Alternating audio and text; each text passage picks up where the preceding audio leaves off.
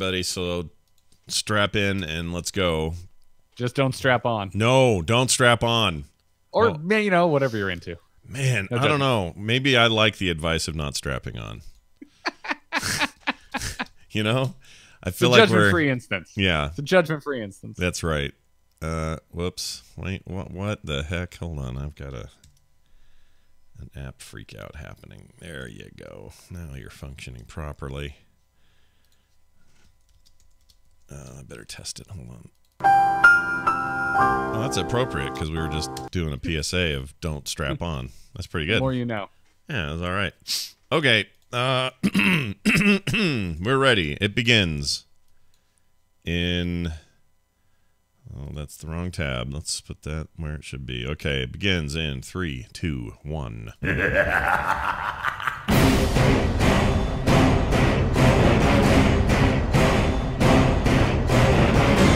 The World of Warcraft podcast, so you don't have to.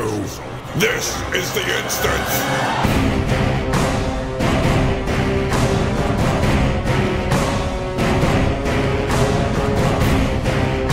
Hello, everybody, and welcome to The Instance. This is The Instance, episode 543. It is December 21st, 2018. I'm Scott Johnson. That be Garrett Weinzerl. Arr, I be Scott. Why are we doing this? I don't know. Pirate voices are fun. Yar. You're a long way from Talk Like a Pirate. I don't even like Talk Like a Pirate. I don't even like that day. I hate it, kind of, because it's just the same reason I hate May the 4th be with you. I hate all that stuff. But when it comes to just talking like a pirate, I'm kind of in. I'm like all in, you know? I think it's because, you know, May the 4th annoys me too, because every day is Star Wars Day for me. And same thing with talking like a pirate. Every day is a chance to talk like a pirate. You don't need a day for it. That reminds me. So there were many rumors of its demise during the year of 2018, yet still it's with us. Do you have any, have you even checked in on that Old Republic MMO in a while? Like, where's that thing at? No. But okay. Here's the thing. I really want to. Yeah. I just don't have any damn time. I'd be curious where it's at. Like, what does it feel like? How's it rolling for people? I know there's a bunch of folks in our community that still play, and I'm curious about that. Garrett and I have some history back in the day where that's how I met you and Dills. Yeah, that was our whole introductory business there. Except you had me on StarCast once.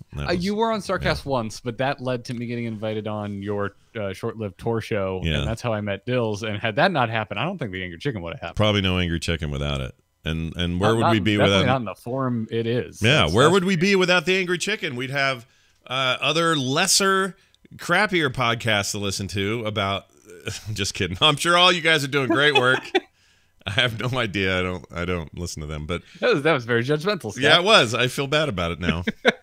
It's a bad season for this too. It's Christmas. It's supposed to be giving, and you know. Yeah. So thank you BioWare and EA for making an MMO that didn't kill WoW but is still hanging on, and thank you Blizzard for making a card game so that a show called The Angry Chicken could be born. Yeah, there you go. Like the chicken had to be born somehow, and this was just going to be its form.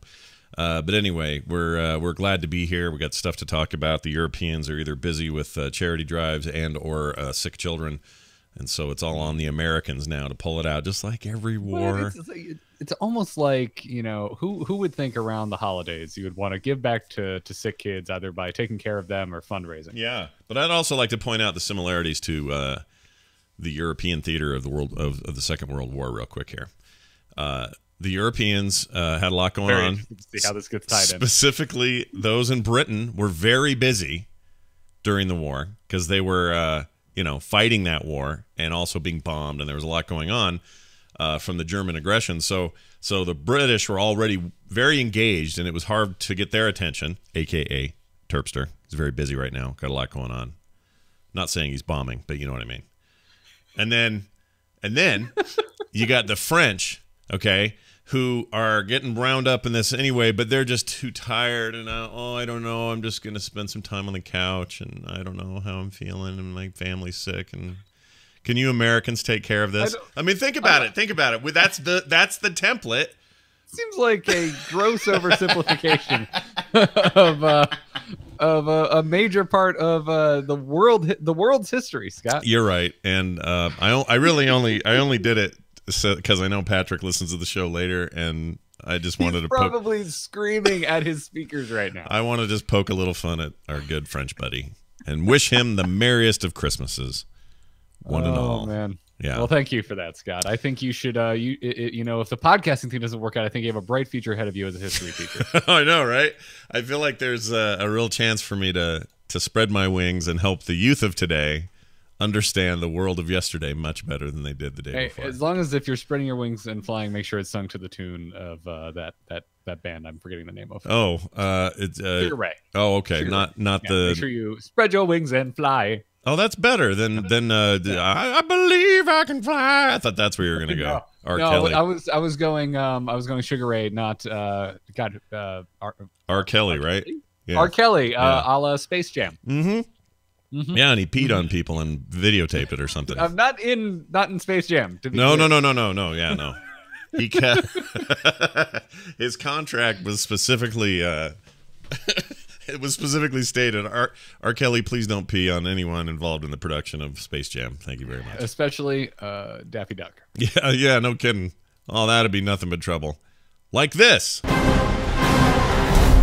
right, welcome to what is decidedly and often a very slow time of year for World of Warcraft news and other associated stuff. However, there is kind of a larger umbrella conversation happening across the entirety of Blizzard that is both frustrating, depressing, and interesting, maybe all at the same time.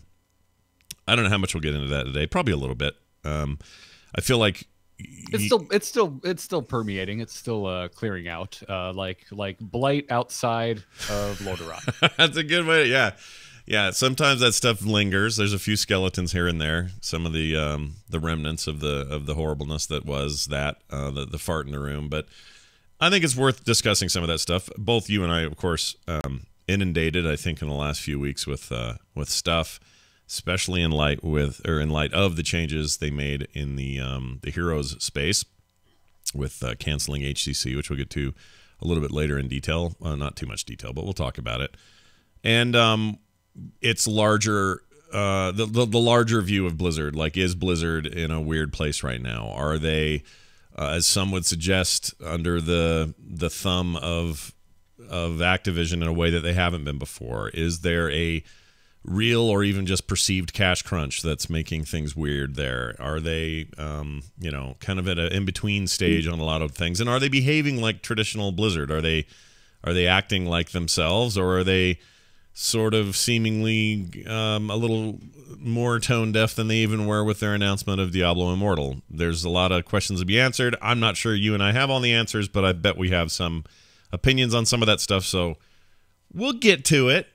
We'll get to it. 8.1. Yeah. Let's talk about 8.1 first. I mean, I can tell you from just sort of a general impressions point of view, I don't feel like the game changed a whole lot for me in 8.1. I feel like it's all fine. I don't know how else to explain that, and I don't mean this in like some kind of overtly negative way. I'm just kind of neutral on it. It didn't really do much for me in terms of igniting any kind of extra passion in the game or fixing things that I thought it maybe would fix. It feels like it just sort of addressed average stuff, and of course we can't headlong into the raid content till it's out, so it's not really even part of the patch. I'm curious where you're at, because I just don't have a lot of feelings about it. I just kind of I think subtle is the first word that comes to mind for me when I think about 8.1. It's a pretty subtle patch. Yeah. I like what it has added to the single player aspect of WoW in terms of the new quests that have been added, whether you're Alliance or Horde. Mm-hmm. The story's starting to pick back up. We actually have Sylvanas stepping foot onto freaking Zandalar for the first time this entire expansion. Right. She exists, it turns out. She didn't just disappear. Yeah. So the story is finally moving forward, and I'm digging it. I really liked the introduction to Darkshore. I thought that quest line was really well done. And invasions are cool. I like them. Oh, yeah, I was going to ask you about those. I have not actually done one yet, and was curious if that translated well and went good and feels like it did. And does it feel like it did in Legion, like the same kind of sort of thing? To a certain degree, except now with war mode, sometimes PvP breaks out, and when that happens, it's really cool. Oh, that's a factor I hadn't considered. I hadn't even thought of that. Yeah, because it's, I believe, if I'm not mistaken, only one is up at a given time, and it funnels both factions to the area. So right. if you have war mode on. Yeah, it's game on. Now, if you're playing like war mode off, which is lame, you should play with war mode on, by the way. This is I don't have a lot of strong opinions about a lot of things, but I have a very strong opinion about war mode. Turn it on. It should be on. Your life should be in danger. That's what I like about the game right now. Yeah, well, we're also Horde. So. Yeah, a little bit part of the storyline and kind of the state of things. But anyway, hold on, Civ, the living YouTube comment in chat room is very mad that I said invasions instead of incursions. Jesus Christ, how could I get that wrong? Right. No, I know what you meant. It slipped right past me as well. They were invasions in the last game, right? Or in the last expansion, weren't they? Civ the Great. Human YouTube comment. Living YouTube comment of Civ. Or living YouTube comment. I love that name. That's awesome. Only exists to micro-correct me on the instance. Civ's the best. Although I will remind the audience, there was a time we were playing Heroes of the Storm with Civ, and he became the Dragon Knight. Okay. Now, as you know, while you're the Dragon Knight, you're meant to do some destruction, kick a dude here and there, send some fire out, beat up a fort. That's your job. Civ got inside of it, walked down to the first fort, hit his R key, and hopped out of the dragon. And that was it for that run. No more dragon. So never forget, Civ. Never forget. Civ has left another YouTube comment of, that was 4 years ago. It was, actually. It was a while ago. But we never forgot it. Never forget. Anyways. Never forget. The premature eject from the Dragon Knight. Are you calling that a premature ejaculation? Is that what you're calling it? Yes, that's exactly what I'm calling it. Write it down. It's truly. We're on the same page. See, this is why we podcast together. Truly a Christmas miracle. All right. So what do you? What's your take on? So those are good incursions. We like incursions. I've heard similar. I hadn't really considered war mode. That seems like the way to do it because you're creating a much more dynamic gameplay experience. Or I suppose if you're on the less dominant side, you're just getting griefed, and perhaps that's why you're not. Right. It doesn't happen every time. The very first one I didn't see a single damn Alliance player, but when it does happen, it's a real treat. Are there tagging problems and issues? Like, since I haven't done one, I don't know this, but when you're tagging mobs and stuff, do you lose out on mob experience or whatever because you're? I haven't really noticed. Not any more than I feel like when you're out doing world quests and other folks from other factions show up. Yeah. Well, that's what I was thinking of, because out there hasn't stuck out to me, I guess, is my answer. Yeah, that when I'm in Kultiris and have war mode on, I don't even hardly ever get attacked. People are just sort of there to get their job done, and if I don't bug them, they don't bug me, kind of a relationship. A lot of times, anyway. And so, what it ends up being is it ends up being a problem because they're just tagging everything out there, and I can't get the credit or the XP if I'm not quick enough. So, I wondered how they were going to handle that. So that's interesting. But anyway, I'm glad to hear those are good. And I assume there are people among us who are using them to level their alts and, get more characters in the bin. I don't know. I'm not doing that. I'm done with alts. I'm done. I've alted myself into oblivion this expansion. I don't want to do it anymore. I'm halfway through on my Warlock. Yeah. And that's your Alliance Warlock, right? Yeah, my Alliance Warlock, really enjoying it. Also, like, this probably the thing I'm most excited about for 8.1 is they added a new animation for unstable corruption. Yeah. On the human warlocks, and it's so cool. It's such a good animation. Yeah, I didn't know that. I thought I heard about they made changes to the paladins. So I didn't know the warlocks got some love.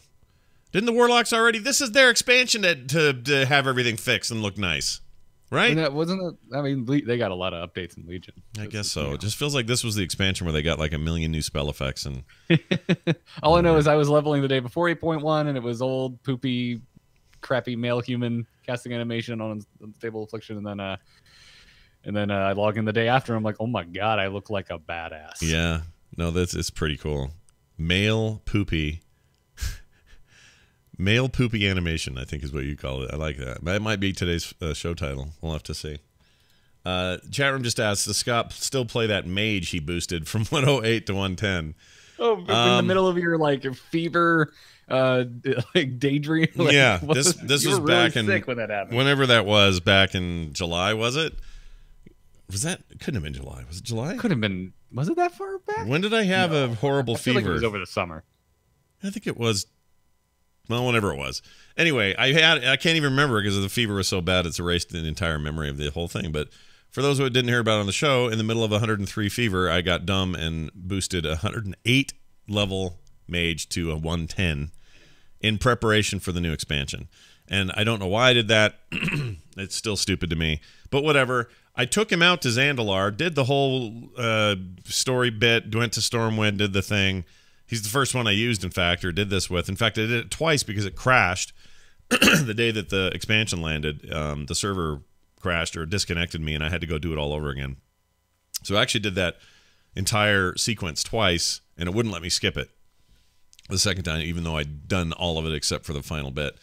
And got him all the way to Zandalar, sat his butt down, and then went and worked on my Demon Hunter, and then I just never looked back. So he's still sitting there. This fat freaking panda sitting on his ass right on that little lip out there in front of the temple where no one's there yet, right? They haven't even come down with the griffins and landed and said, okay, we should get this temple going again. Like, none of that's happened. He's just sitting there. You know, I'm just going to say it's good role play. I like to think that your panda got there and he's just like, you know what? This is crazy. I am going to be a conscientious objector. Yeah. I refuse. Yeah. I will not be part of this. It's the worst Lore Walker Cho story anyone will ever tell in the future for pandas. It's bad. So the mage Roy showed up to Zandalar and just stopped. Just sat there and did nothing for months on end, almost 6 months. Meditated for months on the dock. Yeah, it's gross. So I don't know what I'm going to do with him eventually. Probably I don't know what my problem is. And then I went crazy with alts in a way that was just stupid. And then I got to a point where I got burned out on doing alts, and now I don't even want to touch him. So what a waste of a boost. What a big, fat, freaking, hairy waste. I boosted a warrior. That was a waste of money. Not doing anything with that. Oh, good. See, I'm not all dumb then. No, I think we've all been there. Yeah. The chances are, if you're listening to this show, you've probably done something like this in World of Warcraft. Did you feel like I mean, you'll pick him up sometime, right? Don't you feel like? Well, like at some point you'll go, oh, eventually. But yeah. Right now I'm digging on the warlock, and I think I might go back to my paladin for my second horde tune. Oh my lord! So, all right, yeah, paladin, really? But you'll still be tanking, or what's your plan there? I guess you can heal and tank now. I don't like healing on paladin. I've never really picked it up. So I'll that would probably be my go-to tank because I really like paladin tanking. And you like tanking generally. Yeah. I've been doing damage though in the raid that we are now on break. But the Friday raid, yeah. You know, the one I couldn't go to the last 3 times because stuff came up. I've had the busiest, crappiest schedule. I hate it. I need. Clear the schedule for January 22nd. Yeah, because I wants to play the new content, and you guys can carry me for that last little bit I wasn't in and didn't get. Well, I guess I technically cleared the schedule for the 25th because that's when we'll run it. You know what? That's my birthday, Scott. So for my birthday, I want you. Oh, hey, to be ready to raid. Yeah, that's what I want. Okay, that'll be my my gift to Garrett. Garrett gift will be. I'll raid and get gear for myself. Yes. What a glorious way to spend your time with your birthday celebrating friends. Anyway, yeah, no, that I'm genuinely looking forward to the new raid. I think everything about it that we know, that we've seen, that we've heard, from everything from PTR to previews to Q&As is super strong, and it sounds great. And I think Old Deer was already pretty good. And typically, first raid of an expansion is okay. I think Old Deer was better than okay. And so that gives I really enjoyed it. Yeah. Had some really good fights. Yeah. And I don't usually feel that way about the first sort of, I don't know what you call it. It's like, you know, they do these in 3s and sometimes 4s, but usually the first one's like offshooty and not really part of the main thing, or it's just a small taste or whatever, and it's just never the big show. And that's fine, and it's a nice lead up, and it's where you get your gear to you know, can you continue progressing and play with your friends and everything. But then the next one is like your big meaty, like, oh, okay, now we're into it. Now's the big story bits and, you know, all the really important beats in the progress of the expansion. This is when that happens. And I'm sure that that's still, you know, going to be true come January. But Old Deer was a step above that other thing. I don't know why or what was going on there, but I've liked it a lot. So yeah, I liked it, I guess. Compared to Legion, I liked it a lot more than Emerald Nightmare. Yeah, that's a good comparison right there. Yeah, Emerald Nightmare was okay, really good boss fights. Emerald Nightmare was more about why. You know what you could call that whole thing for me? You could have called it, "Why is Malfurion such a puss?" That's what that should have been called. And he's not that anymore. Maybe that's why I didn't like Emerald Nightmare. Maybe Emerald Nightmare is a really good raid, and I was just sick of listening to Malfurion. I mean, he was either like stuck in a bush. Or, you know, I think you hit it, because you know what? I think about it now. Like, the visuals are actually pretty cool. Yeah, you know, all the creepy red webs. The eyeball boss was super sweet. Yeah, I agree. Okay. All that stuff was neat. Maybe it's all now that I'm thinking of it without Malfurion. Yeah, maybe I don't give Emerald Nightmare enough props. It's just constant him just going, Tyrande, I'm in a bush again. Freaking free me out of this thing, Tyrande. Like, he's just such a weenie in that expansion. He's so cool right now. Like. That last preview thing before this patch hit was super awesome. I got jazzed about that. He's all bear form and freaking out and telling her to, you know, telling the troll dude that what did he say? Tell Tyrande to get her ass over here. Those are the exact words. What did he say? I believe he said just tell her we're coming. Yeah, we're something of that nature. I don't think he got very specific. No, and it's real brief, but it's enough to make me go, oh, okay, he's cool. Chat room reminds me that he was never in a bush in the raid. I know, but there was all the lead up where Zaxxas or whatever his name was constantly going, yes, come into my nightmare. Which one is the real Malfurion? I don't know. Either way, he's bawling like a baby and screaming Tyrande's name out. He was a weenie in that game. Weenie. Total freaking tree weenie is what he was. Anyway. Malfurion the tree weenie. Anything else about 8.1 that jumps out at you and says, hey, don't forget to mention me? No. Yeah. Not for me personally. I'm not a big island expeditioner, so I haven't seen either of the two new islands. Yeah. And I'm not in any hurry to do that. Never been one for pet battles either, so I haven't done the new pet dungeon. But overall, I like 8.1. I don't think it's earth shattering. Right. But really, I really like dungeons and raids, and the raid's not here yet. Right. And I'm not mad about it either, because it's freaking Christmas and I don't want to raid. Yeah. So no, that's a good point. I have the worst opinion to get like YouTube views, I guess, because I'm like, it's fine. There's not a lot. Well, aren't you mad? No, because I don't want to raid, because I want to go see my family and open presents. Oh yeah, if you're looking for YouTube, if you're looking for video views from this, not from that attitude, you're not going to get any. You got to be either super pissed or way fanboy, one or the other. Forget about it. In fact, super pissed is really the only way you get the views. No, I think it's fine. I gotta say, I like the addition of a second Warfront, because to me it really helps with like the. I hate to use the word cadence after that JLM Brack letter, but it helps with the cadence. Because when we just had the one Warfront, it was strange. It was weird, and I was reminded of this because we had not Paradox on Into the Nexus last night, and we got onto this off-topic WoW conversation at the very end of the show. He's like, I'm not playing right now. He's like, I want to go play the Warfront, and they're like, you have to wait. And he's like, I don't have to wait. This isn't Disney. Why do I have to wait? Yeah.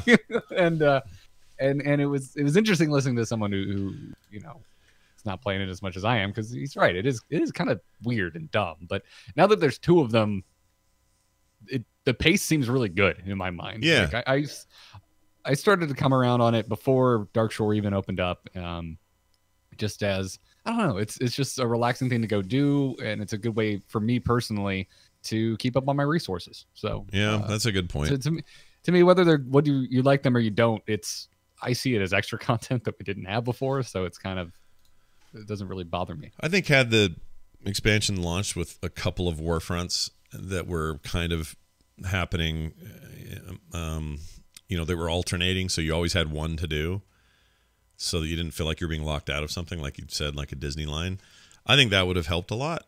I think that just rubbed some people wrong. The reason I think 8.1 is landing with less of a splash, or people wish it was making a bigger splash, is that there is this weird cloud around Blizzard right now, some kind of strange stuff going on, and I think they could have really used a win, like a big, loud, exciting sort of win, and I don't know that this is it. It's fine, like you say, it's fine. It's not, there's just nothing earth-shattering about it. There's nothing that's going to change your life. And had it had something in there, I don't know what it would have been. Like, this is me wishing for a thing I can't even really quantify. But had it had whatever that unquantifiable thing is, it might have helped this storm a little that's been going on. Yeah. No, you're right. That the cloud, like, it still feels weird, and it hasn't gotten better. This year's BlizzCon was funky. Yeah. I don't know many people came out of it supremely hyped. Yeah. And the hero stuff hasn't helped. No, it kind of started with BlizzCon. Although you have to admit the Q&A was probably the best panel of the entire 2 days. Yeah, no bias. Bias here at all. No, none at all. No, I can't even think of why there would be any. If anything, I think actually, I'm just bear with me here. It's not an insult. I think the Q&A actually may have hurt more than it helped, because Metzen arrived to remind us what Blizzard used to be like. Yeah, I hadn't thought about that, because when we sort of connived the idea, he and I, we weren't thinking of any of that, and it ended up being like, if you follow the comments and stuff after, it was like, oh, they had to drag Metzen out to try to improve the day, or whatever. Like they had all these theories about why he was even there, let alone what the effect of it was. But the net effect was, it was like, oh yeah, that's how we used to feel when they'd get up, when he would talk, when he'd get up and do stuff, and when others would too, frankly. Like, it wasn't just a Metzen thing, but it was this reminder of a different kind of era, at least for the con, if not for the entire company. And I think that really threw people. It threw me a little, even. And I say that I don't. It's not like you or Metzen knew going in that no, there was we had going no to be idea. this big uproar over Diablo Immortal. No, we had no idea. Well, I mean, obviously we had no idea. So coming into that thing, I doubt Chris even knew that Morheim was stepping down. What was that? A week before, 2 weeks before, whatever it was, 3 weeks maybe, whatever it was. I don't think he's connected in that way at all anymore. So all this stuff was just for funsies. We were just screwing around, and we just assumed same old, good vibe there at BlizzCon. And instead, what it was a little bit somber. And then he broke through the crust of it and made everybody freak out for a little while. And it was like, oh yeah, right. That's what we needed a little taste of that. And I think that's just, I don't know. It's indicative of the problem. Like, whatever's going on, it seemed to start right around or just before BlizzCon, and it just felt weird. And the Diablo Immortal thing was handled so poorly on Blizzard's part, and then handled so poorly by the community's part. Nobody was really a winner there at all. And then that sort of just, that fart hovered around the church pews for a while. And then this thing with Heroes, I actually kind of felt like was maybe a thing that was coming. But what I didn't expect is that they weren't going to communicate with their people internally before making that kind of announcement. They were all blindsided by it, and for a long time I was in denial about that. I'm like, that's not the way Blizzard would behave. This would all have been discussed. Everybody on every level of whatever in that team, they would know, and they would be preparing for how to handle it and what the plans for the game were moving forward and what it meant to, pull back from pro play and just focus on the game. Like, all of the things I thought Blizzard would do in a scenario like that, they didn't do in this case. They just dropped the bomb on everybody across the board, from community to dev team to everybody. Who knows who was aware of it? But it seems like not a lot, because a lot of them come forward and say, yeah, we didn't know. And that's just the most un-Blizzard thing I'd ever seen them do. And it really rubbed my cheese the direction it shouldn't go. So Sorry, that doesn't make any sense, but it's my dumb. No, I think Directional Cheese should be the episode title. Directional Cheese. All right, you're right. I'm writing it in now. Directional Cheese. Yeah, I don't know. I feel like the more the more time we spend covering Blizzard, the more I feel like I'm not sure one hand talks to the other nearly as much as we ever thought it did. Yeah. No, I mean, maybe that's the other thing is what could be happening here is not really a change. What could be happening here is we have been exposed to how it works and has always, and now we're just we have a little piece of our innocence chopped away and flushed down the toilet, maybe. Yeah, you know? And especially when it comes to esports too. Like every game has a separate esports team. It's not like the esports team is like part of the development team. Right. I don't even think they're in the same building. No, as far as I know, there's no connection there at all. Yeah, so there's a big divide there. Yeah. So yeah. I don't know. Just that part of it, the whole, if every voice matters, as is stated in their motto thing, their mission statement stuff, I felt like that was a breach of that. I think that was just weirdly handled, obviously, and I don't think anyone disagrees. And it got real ugly for a few days there, and now there's just sort of this malaise of like, well, all right, what is our relationship with Blizzard? Is it special compared to someone's relationship with a developer? Have we put too much stock in that? Is this just this weird dip? Is it Activision? Is it not Activision? Like, all of these kind of questions remain, and it's frustrating because, you and I are, in particular, I think, just the most dyed-in-the-wool Blizzard fanboys of all time. And everybody who's ever been a co-host on the show probably feels the same. And I've been playing their game since Warcraft 2. And, when Diablo happened, that's when things got solid for me. I went, oh, this is a place I'll never leave. I'm never going to not be playing their games. I will always be in the cheering section for this company, because they're making games that I want to play, and they feel like they're making them just for me. And they established that stuff so early, that feeling, and carried it through for so long, that now that they're a giant behemoth facing real challenges in the industry, like real serious challenges in the business that they are in, and that require them to be a little quicker to evolve, a little quicker to maybe adapt to, and still trying to retain that control over quality that they've always been famous for. Like, there's a lot of stuff you can see if you just look at the bigger picture, that you can see pulling them in weird directions. And so I'm trying not to be entitled about what I think Blizzard should be for me, but I've had to face those questions in the last little while, Yeah, I have too. And I'm definitely the most concerned and critical I think I've ever been at this particular moment. The thing is that at the end of the day, what I enjoy as a player of Blizzard games, nothing's really changed for me. Yeah. Heroes is still there. Hell, we got a balance patch 2 days ago. Yeah, a good one too. Right.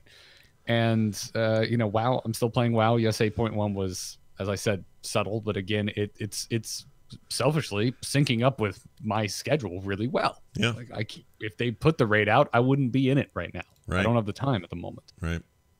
So all of it to me is like, for the experience of playing it, it's of all the Blizzard games that I play, it's been really solid. Short of after the most recent Hearthstone patch, I can't pick up a win, but that's a personal problem.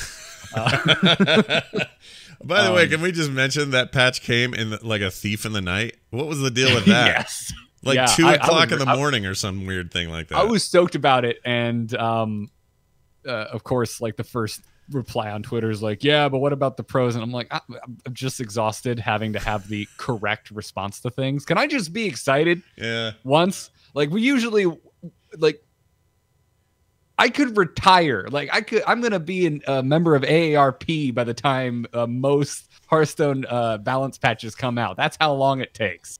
So finally, we got one shortly after an expansion. I just want to celebrate. Right. Y'all can take your correct reactions and shove them up your butt. Yeah. Right up your hooter, as I like to say. Yeah. So that's like, sometimes I'm like, oh my God, I just want to be excited. Just let me be excited, Twitter. Yeah, I feel like that too. And look, the funny thing is back to the Heroes thing for a second. In light of the follow-up response from I never say his name right. K.O. Miller? Oh, K.O. Milker? Milker. Not Miller. Just K.O. Milker. Just call him K.O. I'm going to call him it's Milker I'm going to call him. That's what I'm going to do. He's a very nice guy. I'm sure he wouldn't mind you being on a first name basis. Nicest guy ever. And he's the de facto leader of that team as far as I'm concerned. Although they've never been official about who's in charge now. But anyway, his letter had me a little bit more optimistic because it implies that, A, they were all very disappointed and a little shocked themselves, which was a little bit of shade being thrown back at corporate, I felt like, in a very subtle way. But also them saying there's a real purity of purpose now in the game. They don't have to focus purely on, well, what are the pros doing? Make sure we're balanced for pro play. Make sure we're balanced for tournament play. Make sure this is happening for that. Instead, they can focus on the game, get back to the gameplay first principles that Blizzard is so known for and they claim to be known for. So actually, I'm kind of optimistic about the future of that game. Like, take away all this esports stuff and let's just like make a good game. That's it. Do that. If it's going to branch out from there and turn into something bigger and even compete on the stage of League and Dota 2 and that, fine. But let it do it organically. Don't try to force it. Don't try to jam that square peg into a round hole from the beginning. Just make and develop and keep making a rad game. That's what I hope comes of that. So I'm actually not that stubborn about the future of Heroes. Yeah, I'm not either. Especially like, I feel like we have at least a year of about the same speed of releases that we're used to. Yeah. At the very least. But I've heard the same thing from a lot of listeners over on Into the Nexus, folks writing in just like, I'm actually excited because now they don't need to reconcile with the pro meta. It doesn't need to be a concern because it's not something that has their stamp on it. Yeah. And I've noticed, I mean, obviously, if what a lot of folks want to happen does happen, they're gonna have to start worrying about that again. Because like, if community tournaments are successful and continue on indefinitely, there'll be enough clamor for the balance team to fix certain issues. Oh yeah, they're not going to let it get out of control. Not seeing Genji in every game, right? Yeah. One would hope. I mean, yeah. So I feel good about it. I feel pretty good about the future of it. I already love the game, so keep working on that, making it rad. But the whole thing did just leave a bit of a cloud over everything, and I mean everything. Like Warcraft just feels, I don't know, weird. Everything's weird. It's certainly, it's kind of got its tendrils over everything. But for me, like the simplified version of it is, I think we're all pretty shocked when Mike left, even though it seems like, yeah, of course, he's been here for so long. But I think it was still shocking to all of us. Yeah. And then, the handoff to Jalen Brack publicly was at BlizzCon. It was the same BlizzCon where Immortal happened. It's the same BlizzCon that all of that kind of relatively negative fallout happens. And then, this letter comes out with Brack's name on it. And it's just, a lot of us are wondering, is it changing? Has it truly changed? Because it feels like it has. Well, I have a sneaky little theory. Do you want to hear my theory? This is Scott theory and nothing else. I'm not saying any of this. What would you do if I said no? I would still do it. I would mute you and still do it. No, if you said no and had real objections, I probably wouldn't. But here's the deal. Again, I can't corroborate this. There's no, this is just me. So take this as me talking. But I think Mike's departure was not just, I've been here 27 years, it's time for me to do this. I think that's always part of it, and it is certainly part of this. But I don't think that's the main reason. I think a lot of this stuff was in the chute very early on. They don't know the kinds of things we've seen, the shift away from HGC, that decision to do that, the pressure they're facing from games like Fortnite, just pushing Overwatch out of the limelight that it was enjoying so much before Battle Royale suddenly became the thing everybody wanted to play. They're feeling the pressure from that. If you follow reports of everything, there's a lot of stuff across the board that isn't bringing the revenue in that they need anymore. They're not as profitable as they used to be. With that, the fact that Activision's in the same boat. They can't rely on just Call of Duty money anymore, and they really don't have a lot of stuff in the hopper. Destiny is underperforming, blah, blah, blah. I think again, just me, that Mike was looking at a lot of this and looking at some of what they were going to have to do, and maybe to survive they have to do some of this stuff. And I think he looked at it and went, this is not my Blizzard anymore. This is not how I would do this. I would rather go down with my ship than, fire anyone, cancel anything, pull back on something. Like, that's just not what we do. And then he looked at the clock and went, yeah, 27 years. I think that's probably good. It's time for somebody else to do this, and they can handle all this fallout. And I don't have to worry about it. Now, I think that's had to have been part of it. I think you get to BlizzCon and you got that very awkward tribute at the beginning of BlizzCon with the cards out in the audience and stuff. Yeah, no, I forgot about that, Scott. Thank you for reminding me about how weird that was. It was weird, and it didn't work. Now, I was kind of just barely aware of it before because I was in rehearsals for my thing and had heard discussion of this and was told not to say a freaking thing. So I knew it was going to be attempted. I didn't know in what way. Like, it wasn't detailed to me, but they were talking about it, and then they told me I couldn't say anything. But when it actually, and when I heard about it, I think, oh, that's cool. They're going to do a little tribute thing, and it's heartfelt, and I think it was intended to be that way. But what ended up happening was they caught him off guard, which was part of the plan. I wanted to surprise him with it. He goes out there with J. Allen Brack, puts his arm around Mike Morhaime, and then points out to the audience and says, "You made this." And if you remember, Mike's like looked as uncomfortable as I've ever seen him, and he says, "Made what? What did I make?" Like, it just seemed like what? Like, really weirded out by the experience. I don't think it translated. I don't think he could see what it actually was because the lights were weird. Like, we couldn't see it. Like, no, it nobody could on camera. Nobody could see it. Just looked like just white, like, poster board. Yeah, it was jacked up. I think it was supposed to be some big Blizzard logo, or I don't know what it was, or thanks Mike, or something. I heard it was supposed to say thanks Mike or something of that nature. Yeah, but and I could see how, I had one of my cards had a piece of blue on it that looked like it was part of a bigger structure of blue, and I'm sure it was supposed to, and it was all very last minute. And I'm not saying that the attempt was bad. Certainly, it's the thought that matters. But he just seemed like, get me out of here, get me off here at this stage. I'm done. Let's go. I want to go. Now, I'm not saying that proves anything, but I just got a vibe from it. And then it's that, 20 minutes later, the Hearthstone stage doesn't work. And then 20 minutes after that, the Immortal Nightmare happens. And then it's just got weird, man. It got weird. Yeah, I mean, any one of those things isolated wouldn't have seemed so bad. It was, I mean, they're not connected. It's not like no. Like the Blizzard gods decided to screw up the Hearthstone presentation. Right.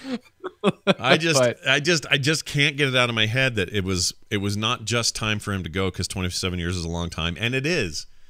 But knowing his passion for the principles that he had passion for, the things that built that company to what it would become, even though the true founder of the company had gone away after a while, and Frank Pierce just kind of receded into the background and didn't have a whole lot to do with, where the company was going, although, there's probably a lot of that, I don't know. But the point is that Mike became this, like, and he was beloved there. Everybody loved him. That I do know, because everyone talks about it constantly.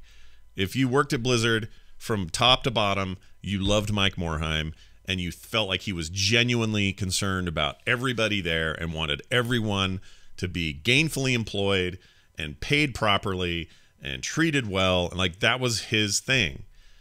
And he was also very passionate about don't release it till it's done, gameplay first, put the game out there. If it doesn't hit right away, stick with it. Like, those principles were Mike's principles. And I'm not saying they don't have those principles at all anymore, but I think it makes a real statement for him to say, I'm stepping down now before all this poop hits the fan, before natural market conditions are going to cause us to have to stir the poop.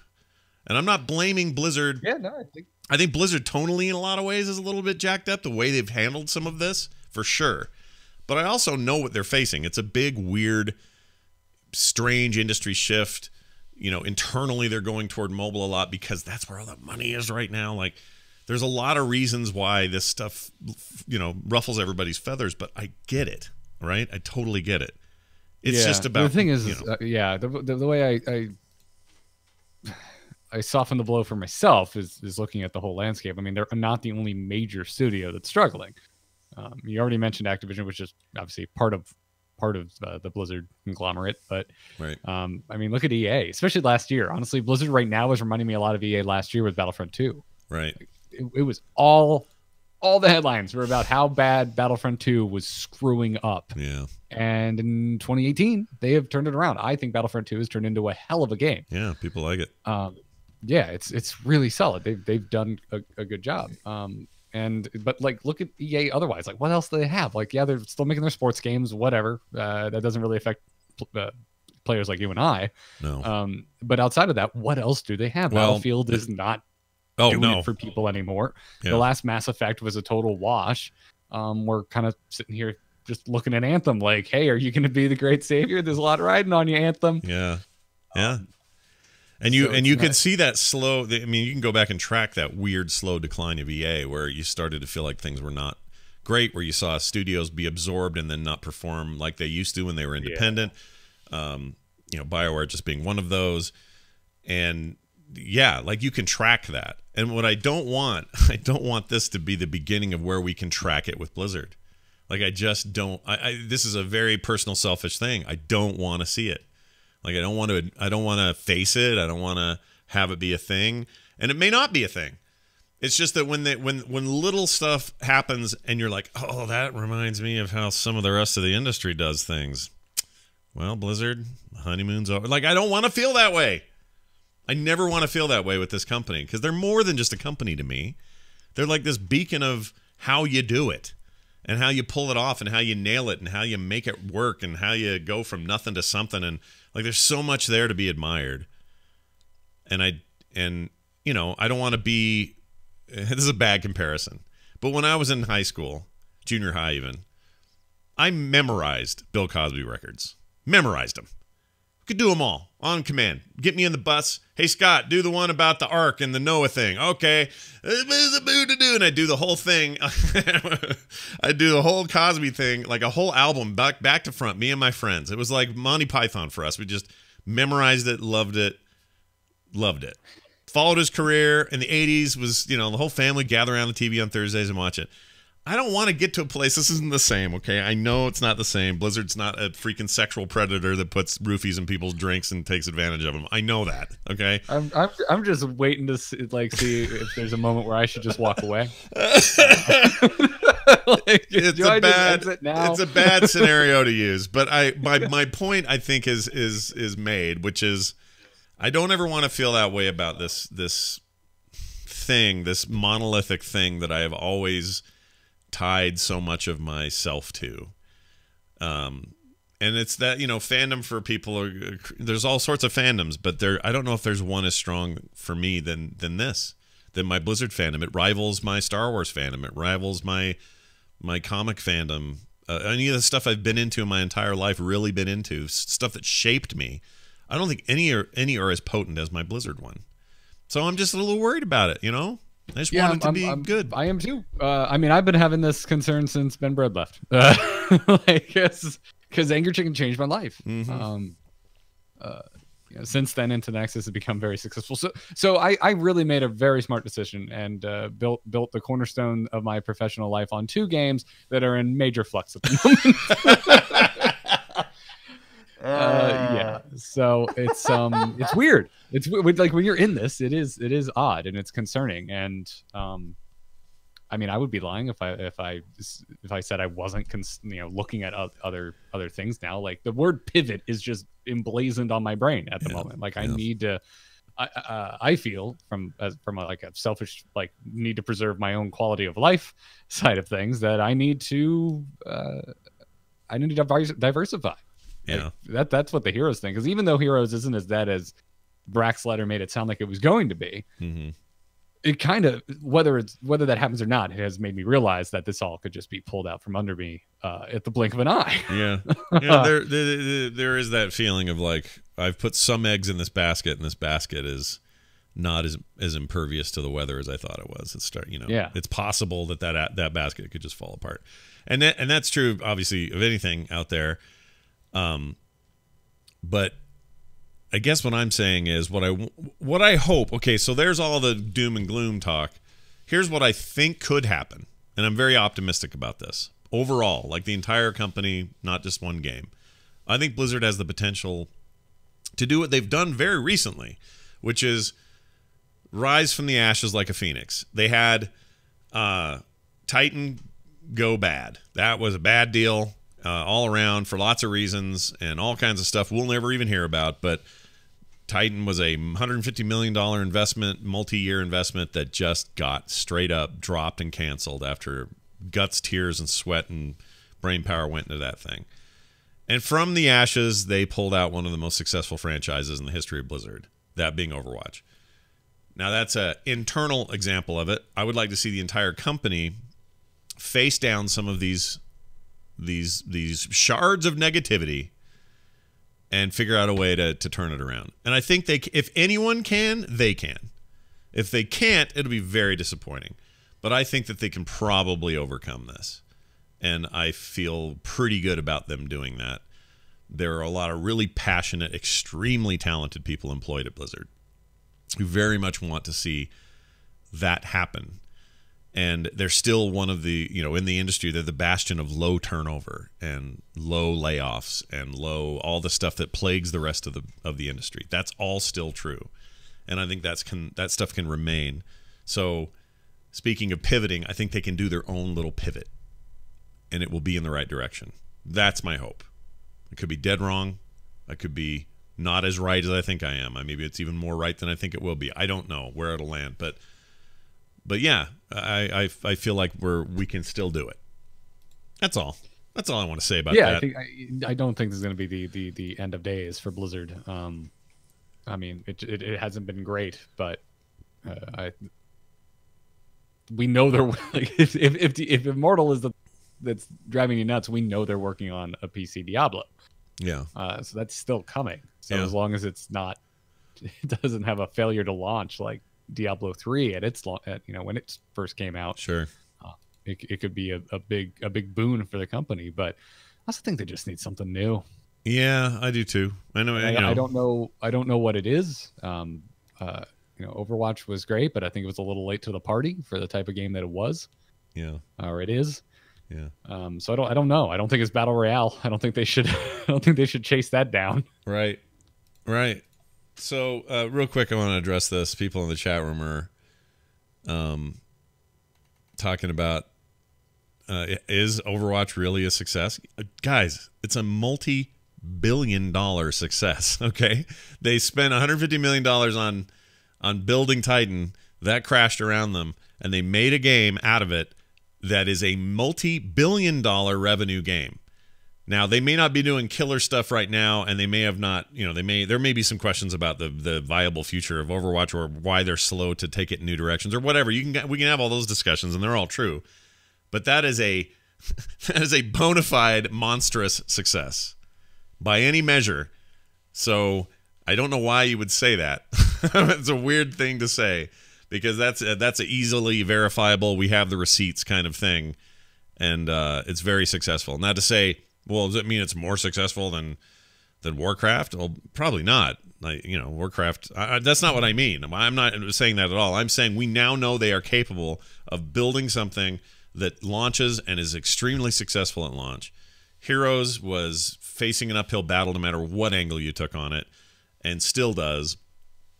Although I kind of like now, it feels like they get to go around the hill. They don't have to go up so much, They just kind of go, whatever they want to do to go up it or down it or whatever, and just make it more fun. That's fine. But Hearthstone, another monumental success for Blizzard. Is it at its high point revenue-wise? Probably not, if you believe everything you hear. But it doesn't take away the fact that these are monstrously popular games, and still are. So they're capable of doing it again, I think. Right? And Diablo might be it. They're going to make a lot of money on Immortal. I hate to inform everybody of this. I'm not thrilled about it either, but they're going to make a lot of money from Immortal. I don't see how a huge cash infusion in that company is a bad thing. So that's a game I'm probably not going to care much about, but hot damn, I'll care about the money they make from it because it means the PC version of 4 or whatever the hell it's called that they are clearly working on is going to be amazing. Not to go back 2 months in our lives and discuss all that again. Yeah, I think to not to simplify too much, but I think the overall point the chat was getting at is that multiple Blizzard titles are kind of at the end of their tail at the moment. Yeah. We don't know because they'll never tell us exact numbers, but it does seem like Hearthstone is on the downslope at the moment. Same with Overwatch, but at the same time, while WoW is experiencing some pains. Yeah, and they're different tales, right? Like WoW's long tail is multi-decade kind of tale. I think Hearthstone, Overwatch, these are quicker, shorter tales. In terms of their length. I think to me, I look at just from the business model, Hearthstone makes more sense to me, like in terms of its longevity than something like Overwatch. Just because of the iteration cycle. Yeah. 3 expansions a year with Hearthstone, that's just 3 things to sell every year. Right. Yeah, I agree with that. I think it may be at some point it peaks and it just sort of stays there, but I think it's consistent. I agree with that. I think that's true. I think the Overwatch guys have a serious challenge on their hands, but I think it's even made a little bit a bigger challenge given what happened with Heroes and this change in their esports focus. Because I think it reflects poorly on everyone else, even though Overwatch had a very successful Overwatch League debut. That league went real well. They made a bunch of money. Everybody was happy. That wasn't a problem. It's just it's impossible for one thing to happen on one team and not have the rest of Blizzard seem like they're affected because it's Blizzard, This isn't EA where you can say, well, Volition didn't do great this year with their one release of that other game, but good job BioWare with your other thing. Like that feels like you can do that over there. You can pump one up and say, well, the other one kind of sucked, but this went well. But in the Blizzard cycle, it's like no, it's if somebody's sucking it on one end, it's hard to talk about it without saying, well, what does this mean for World of Warcraft? Like it's impossible. It's just weird. They're a weird company, and it's. What's weird, what's made them great is that they're weird, and what's hurting them right now, maybe, is that they're a little weird. And they just got to find a way to pull that weird through this phase. They can do it. Yeah, no, I mean, I think you hit the nail on the head much earlier when you said they just needed a win when we were talking about 8.1. They just needed an unabashed win, and that's the thing here at the end of 2018 is they just don't have one. Nope, they do not, sir. The expansion for Hearthstone's great, but it's in the long scheme of Hearthstone, it's just another expansion. It's not completely changing the landscape of the game. Yeah. And WoW, everyone's lukewarm at best, and nothing new's really happened in Overwatch. And then we just have what happened with Heroes, and it's just that it's all kind of happening at the same time. I think, along with Morheim leaving, new leadership, yada yada yada. Yeah. But it is. There are weird parallels being drawn. We talked about it on the Angry Chicken this week because Dills was saying a lot of folks were getting in his chat being like, oh, did you hear about HGC? What does this mean for Hearthstone esports? And we were on the show, we're like, it means nothing. They just announced that there's going to be more money for Hearthstone esports next year than there's ever been before. Yeah. Which of course, I think Jocelyn immediately then was like, well, I guess that's where the HGC money went. which is just like, oh, yeah, that hurts when you think about it that way. They might have, yeah. I mean, I don't know how that money gets shifted around, but very well could. Yeah, we have no idea how that decision is made. It's because it's all under the Blizzard umbrella. It's hard not to look at it that way, but I'm sure it's not that cut and dry. It's not like, well, we cut HGC, give Hearthstone $2 million more. Yeah. Well, and the other thing I would just say to finish this out would be, we need to, as I think as gamers, need to stop being so surprised that Blizzard is going so hard into potential future mobile projects, be they the secret stuff or the ones we know about, given the fact that I remember just a year ago, and I don't know if it's changed, probably not, EA was still saying Simpsons Tapped Out was their highest grossing property that they had. And this is true of a lot of companies. Like, what was the one Bethesda put out? The Fallout Shelter game was disgustingly profitable for the company. It's impossible for them to look at those and not, A, want to get a piece of that pie, but also to release other core mainstream PC console games that also are games as a service and also follow some of those templates to earn that kind of money. So Fallout 76, love it or hate it, is an attempt to do that. And I don't mean necessarily microtransactions. It's not what I mean, but they want to release a game where it's just sort of always on and it's weirdly MMO-like, and there'll be a revenue model attached to it that makes it last a long time. Like, if anything, they're all just catching up to the WoW idea in 2018 for all other kinds of games, and mobile has helped propel that forward. So just don't be surprised when that happens, and we've got to stop being surprised and hoping instead that what they put out is meaningful and good. If it's not, well, then I guess we're effed. But, you know, we don't know until we get it. So this has been a very good discussion, I think. And the chat room's got some really good points in there as well. I wish they were all just on here talking with us, but then it'd be a loud and annoying show and no one would listen to it. So there.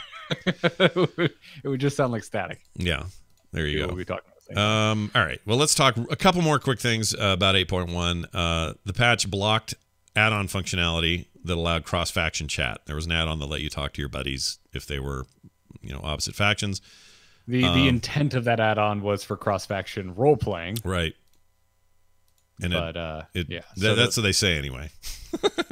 I mean, that's like saying... No, it's a big thing with role players, especially right now in BFA when you have these storylines that are mixing the factions a bit.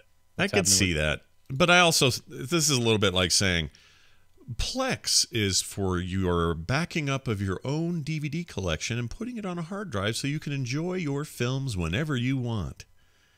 But really, it's for everybody sharing their stuff to a bunch of people who don't own anything, so it's kind of a big pirate scheme. It just is. It's fine. Well, in the add-ons defense, they did have quite a few tools in there. Like, I believe it automatically shut itself off if you entered a battleground or a PvP scenario situation. You know, so from the outside looking in, it's not something I have a lot of experience with, but from the outside looking in, it looked like they really tried their best to build it to be used as intended. Right. But as of 8.1, that no longer works. But they're now going to be adding an elixir to the game where you can it'll allow you to talk. I like that. That's RP as hell to me. Like, I love having to go buy. The idea of having to buy an elixir of tongues. Yeah, the name, they even threw the name out. Ian Hazakostas in a Q&A threw the name out, Elixir of Tongues. It would allow you to understand the opposite faction for an amount of time. That's crazy. I'm into that idea. I think that's cool. By the way, Elixir of Tongues sounds like a whorehouse in Silvermoon. I just want to put that out there. Just a little point. Come on in to Elixir of Tongues. Welcome to Elixir of Tongues. Yeah, you'd have to laugh like a blood elf. Elixir of Tongues. It'll be all, and you wouldn't be able to see who's in there because it'd be a bunch of those hanging silky purple, semi-translucent, freaking hanky things that are all over Silvermoon. You're talking about drapes? Yeah, drapes. The word drapes. Silk drapes. Is that a well? You really hate blood elves, Scott. Like, I really do. You're crapping on their armor last episode. Now it's the drapes that are triggering you. You mean their NPC heritage armor that we talked about last time? Yeah. You mean the dope ass armor that looks sweet? Yeah, I know exactly what you're talking about. No problem. I look forward to other players walking up to me expecting me to give them a quest or sell them something. It'll be great. Yeah. It's gonna be good. I get it. Anyway, then also on December 14th Q&A, Azerite armor after Battle of Dazar'alor. I can't even say that damn name. Say it. Dazar'alor. Oh, because they get the damn comma in there. Anyway, will drop with all traits unlocked. Artifact power will unlock things in the Heart of Azeroth instead. So this will be sometime after Dazar'alor. They didn't get into specifics, but I mean that's a big answer to get out of a Q&A. Yeah. Like, actually. And it was just a kind of a throwaway comment, sort of ish.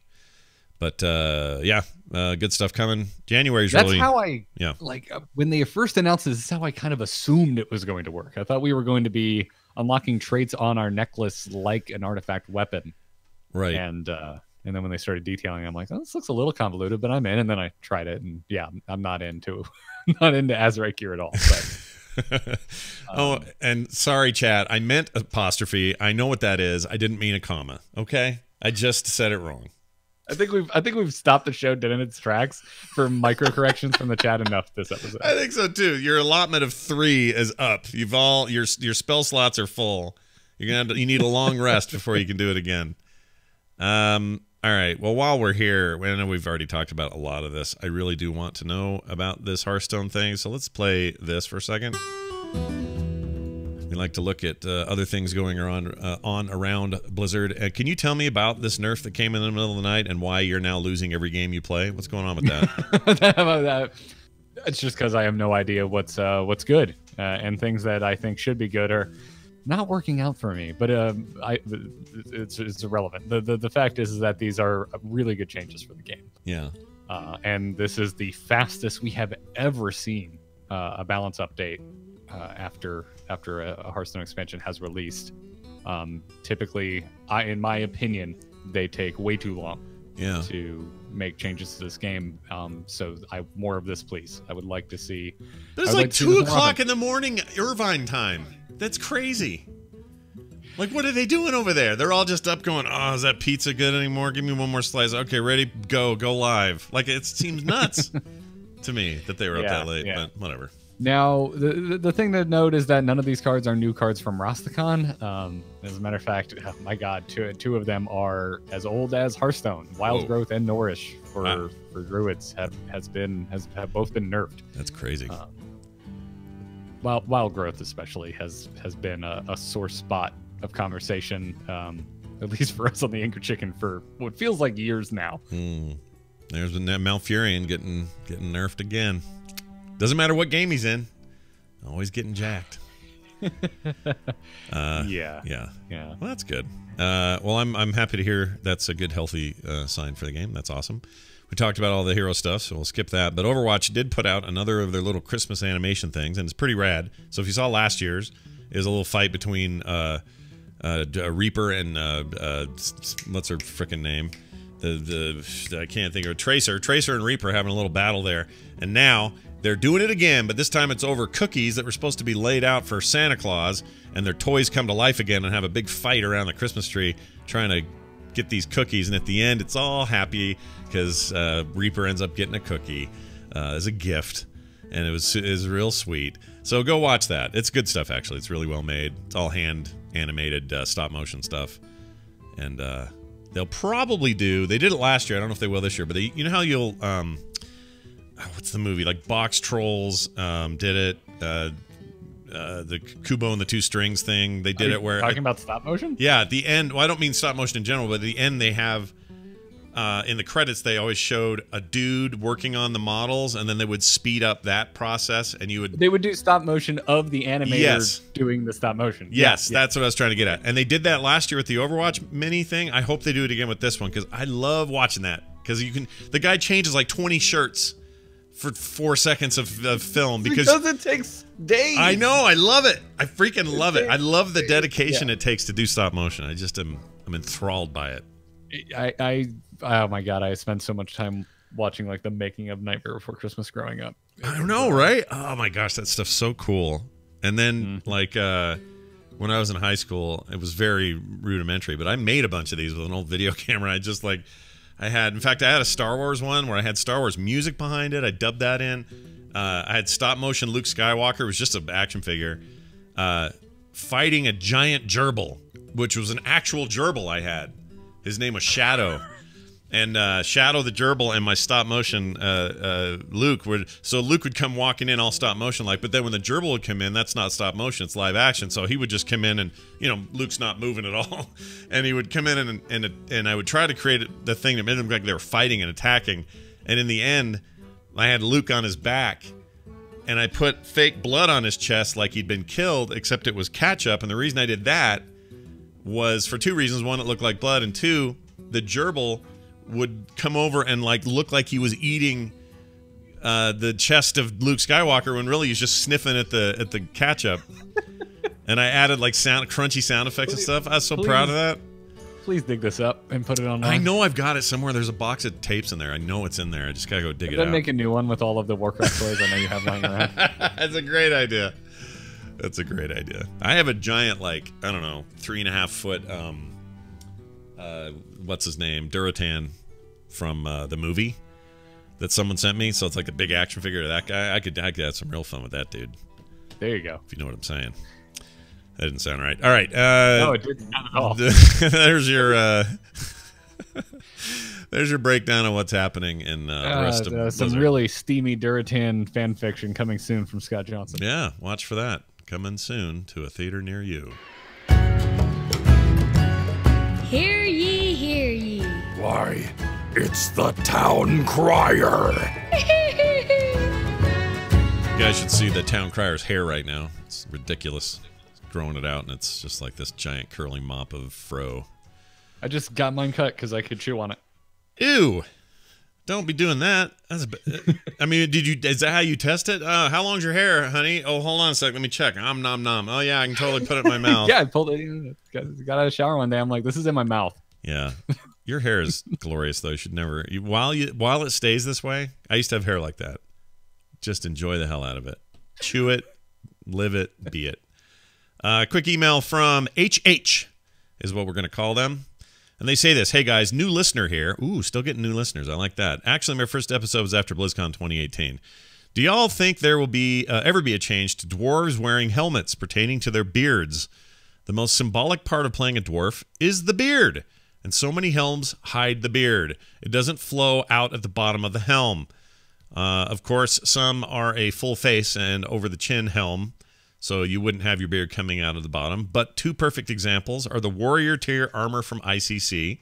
Your beard should flow out of the bottom, and it doesn't. Also, the basic two-horned helm in different colors, your beard should definitely flow out of the bottom of those, and they don't. It drives me so crazy I don't actually play my dwarf anymore. Or never wear a helm and miss out on some cool transmogs. Anyway, is there any way to ask this to get fixed? Well, we don't work at Blizzard, so no. But any meat on the bones for this request to Blizzard, we are pretty much stuck with it. Take care, HH. You can tell I've never played a dwarf because this is something that would have really made.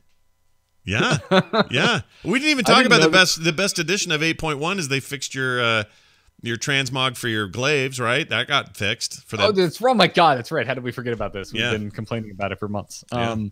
Yeah, that's amazing. But yeah, Blizzard, fix this. Yeah, it's there. I'm helping. It's terrible for dwarves. I agree. I didn't know this either. I played a dwarf, but I never thought about it.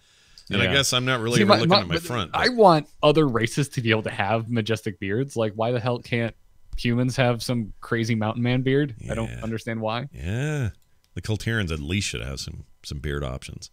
I don't like how they're mustachy, but none of the Kultirans. It's almost like their faces are made of like rubber and they're just smooth and have no pores and they can't grow hair or something. There's something about that race or that the Kultirans. Yeah, something about them. I mean, I know they have some facial hair options, but I feel like they'd look weird with a big bushy beard. Even though they can get like mutton chops and stuff, can't they? Yeah, yeah. There's just something about their chins that look like, I don't know, they're like greasy and wet. I can't explain it. Well, they are a seafaring folk. Sure. So they're always exposed. They're a little to round. They got a little bit of baby face going on. I know. I get what you're saying. Yeah, they got the scurvy. That's what's going on there. I've been playing as Alliance now, and the Kultiran children ask you if you have scurvy, and it's the best thing in the game. Oh, they do they? I didn't. Yeah, know that. it's one of their like idol. Like when you click on them, like. Do you have scurvy? Oh, wow. I love it. It made me laugh so hard the first time it happened. Well, if you don't have scurvy, or if you do have scurvy, will they give you like an orange or a lemon or something to help you stave off? I hope so. Okay. All right. I hope they don't give me a lemon. That would be very unpleasant. Lemonade, then. That'd be nice. Thank you, HH. You can send your emails in to us anytime, anywhere at theinstance@gmail.com. That's theinstance@gmail.com. And we love your emails, so please keep those coming. We get a bunch and we don't get to always get to them all, but big thanks to HH and all of those who send those in. Yes, sir. Real quick, Yeah. HH reminded me of something that happens with my Demon Hunter that's like this and annoys me. When I put on hoods, it gets rid of my my eye what would you call it? Blindfold? Blindfold, that's what you'd call it. Yeah. Eye wraps. Yeah. My eye wraps, it hides it. Yeah. Oh, yeah, right. Those should Yeah. always be exposed with Demon Hunters, don't you think? Yeah, because I feel like my Demon Hunter looks great with a hood on, but I want to keep the wrap around my eyes. Yeah, and there's the only complaint I have about the hood. I have my orc hunter likes to wear a hood because he looks cool, and he has the what do you call it on? Just like you were talking about, the green blindfold. Yeah, blindfold. There's the word I'm looking for. Jesus. Jeez, I can't think of it either. Anyway, Gerp likes to wear that stuff, but if you turn him around and I have cloak not visible, it looks like the back end of that hood it just looks like a poop emoji in the rear. Like it's just there's a lot there. of hoods in the game that don't extend far enough down to connect to your chest armor, and it looks weird. Yeah, I don't like it. It's like I can feel a cool breeze on my neck, and I don't know why. That's what's going on there. The new ones that you get from Kultiris extend far enough below. Oh, good. They should. Oh, they do. Yeah. All right. But I always display a cloak, so I could be wrong. Well, the bottom line is fix those damn beards for dwarves. That sucks. They should. Their beards. It is a defining characteristic of a good dwarf. Is a big gnarly, freaking braided up ass beard with beer in it and stuff. Better yet, for ones that do completely enclose the chin, could they add a graphic where it's just kind of exploding out the face hole? Oh, I like it. Just like hanging right out of the front, like like a hermit crab waking up in the morning, just. That's what I'd like to see. That's what we're doing. We're doing the Lord's work on. Yeah, we are on the instance today. That's right. Well, thank goodness someone is. That's going to do it for today's show. Big thanks to everybody for listening. Don't forget, you can find this and other great shows over there at the frogpants.com.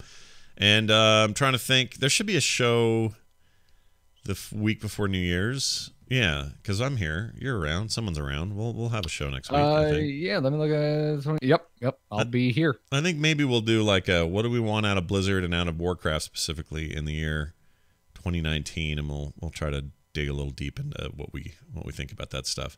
In the meantime, you heard us talk about Angry Chicken. You heard us talk about Into the Nexus. Maybe you want to know where to get those things. So why don't you tell us, Garrett? Well, anywhere podcasts can be found, but you can go to amove.tv to see all of that. And I'm assuming if you're listening to this, you like World of Warcraft, so you should probably go check out my solo show, R2T2. T is in Ted, which you can find by searching for R2-T2 wherever podcasts can be found. Because this week, Katie and I sat down with Taliesin and Evitel, and we just had a really good time for over an hour, just talking about being a content creating household, how BlizzCon was from a more personal standpoint. It was great. It was definitely a highlight of podcasting for me this year. I love those guys. They're the best. They're awesome. Yeah, it was good. Yeah, it was good. And I believe they told the story about meeting Patrick and how starstruck they were. Oh man, and you as well. Taliesin tells a good story about how you gave him an approving finger wag during, I believe, Pixels at BlizzCon 2017, and Taliesin was like, "Oh yeah, Scott agrees with me." Yeah, I totally did agree with him. Yeah, it turns out they were longtime listeners, and now they're just having a booming bit of exposure, and I think they deserve every bit of it. They're the sweetest, nicest people I've ever met. So congratulations, that's awesome. We've talked about doing some kind of instance crossover for years, and we don't know what to do. So I will. In the meantime, will happily take what you guys did as something to listen to and to get more of those guys, because they're awesome. If you're not watching their video series and their stuff, you guys are nuts. They're great. Oh, and Civ, the human talking YouTube comment is recommending this week's R2-T2. Look at that. Oh, thanks, Civ. Oh, you have, this is the way you come out of your Dragon Night without dying. Good job, buddy. I think we need to play with Civ more often so we get some more up-to-date references. Probably, yeah. I know. He'll never live that one down. It was pretty good. So let's play PUBG sometime. I haven't played in forever. Yeah. Or you know what? Better yet, I really like I like Blackout a lot. We should play Blackout. Blackout's great. I don't own it. I haven't bought it. Oh, there's so many games to spend money on right now. Well, you heard they're doing like a little piecemeal thing where you can buy. I don't know when this hits, but you can buy it in chunks now. So if you only want Blackout, you can get that, and it's a lot less. What? This is the first I'm hearing about this. Yeah, I can't remember where I heard it. I heard it on some other podcast, so I can't. It's hard for me to. It's on sale. How much is it? Shit, I don't know. How much is it? Is it on sale, right now? What? How much? How much is it? Where is it? I played the demo. It was fantastic. Or the beta weekend. It was awesome. It's really good. It's really good. It's made me not. I can't play PUBG anymore because I feel like it's just a better. It's like a better, more polished PUBG. Oh, was it 30? It was. It's only $30 for the standard edition. Oh, you should just totally get it. You should totally get it. But I've really been wanting Smash Brothers, so if I'm going to pay $30, I might as well pay another $30 and get the game I really want. But Smash Brothers, that's a hard one. Yeah. That's a hard pick. I feel you, buddy. I feel you. Guys, You're a I have 90s so many kid. games to play. He's a 90s kid. He has to have a Smash Brothers. I just quote unquote beat Red Dead, but it looks like I probably have another 80 hours in the epilogue. So I'm so behind on that game. I need to get back in there. It's so good, Scott. I just picked up. They had a big sale on Mage 47 freaking Hitman 2, which I love that first one, so I picked that up, and I'm already loving that. So now I got more. I don't have time for any of this. I got time for nothing. That's another game I wish I had more time for. Yeah, I'm going to play more of that. But anyway, I think it's going to do it for us. Huge thanks, everybody, for listening today and being here live. Those who are, if you're at home, we love you too. And maybe you can come check us out live sometime as well. Theinstance.net is our website. At Instant Show on Twitter. Garrett Art on Twitter for Garrett. I'm at Scott Johnson. You can find more shows like this at frogpants.com. A small reminder that it's Christmas, and we want you guys to have the merriest of possible Christmases. Have a fantastic holiday. Enjoy yourselves. I hope you get stuff you want. And we'll be back next week with something new. Talk about the next year. It's going to do it for us, for me, for Garrett, and for the rest of you. We'll see you next time.